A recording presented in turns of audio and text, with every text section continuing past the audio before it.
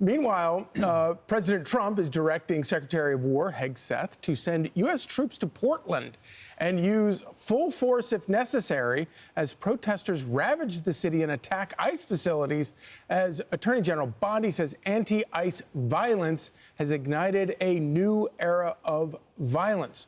Taking to Truth Social, he said, at the request of Secretary of State, Secretary of Homeland Security, Kristi Noem, I am directing Secretary of War Pete Hegseth to provide all necessary troops to protect war-ravaged Portland and any of our ICE facilities under siege from the attack by Antifa and other domestic terrorists. Well, it's not being received very well by Oregon's governor and leaders there who, despite the scenes we have seen playing out night after night of the protesters camped out, here you see it right now, that is not a peaceful protest. These protesters have been assaulting ICE officers and federal law enforcement out there, but yet the Oregon leaders are upset at President Trump for the deployment to try and get this under control. Listen. There is no insurrection, there is no threat to national security, and there is no need for military troops in our major city. Military service members should be dedicated to real emergencies. The members of the Oregon National Guard, their mission is to stand up and protect Oregonians, and they will do that every day, but they are not needed in the city. They are not needed here. We have a place at the table for everyone, willing to lend a hand, including the federal government. However, we have no tolerance for anyone in Portland who uses this difficult moment to hurt others or our home. Those with bad intentions should take a hike because they'll be held responsible for their actions.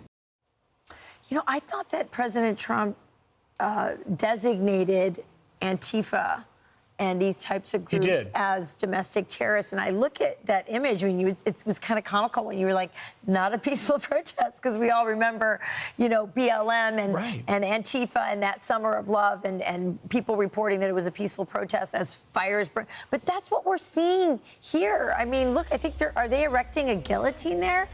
Yeah. I thought that was a no-no after January 6th. We still haven't figured out what feds did that, but like this is. Well, you put your finger on it, Rachel. What does that message of this guillotine send? It sends the kill ICE message. We just had this week the horrific attack in Dallas, the gunman that fired on that ICE facility.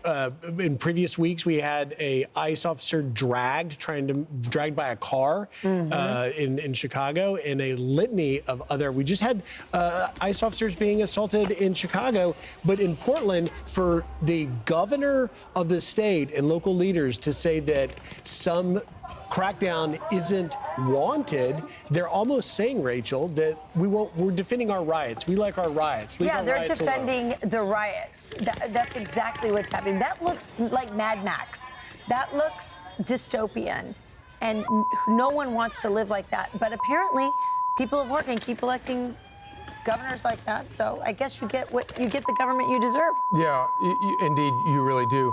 But I think that that's the key point to all of this is the fact that you have President Trump looking at places that are not Republican strongholds, but wanting to do whatever he feels like he can do from his position to actually improve the daily lives of people who live there. And I would think that cleaning up riots like that, the mayhem that people who live there have to endure, people who, as you point out, overwhelmingly vote Democrat, it is a reminder that Donald Trump is not looking at these things through a partisan lens. Yes, he's looking at these things through the lens of, this is insane. How do we live in the greatest country on earth, and this is going on in a magnificent city of ours? I'm going to put a stop to it. I'm Steve Doocy. I'm Brian Kilmeade. And I'm Ainsley Earhart. And click here to subscribe to the Fox News YouTube page to catch our hottest interviews and most compelling analysis.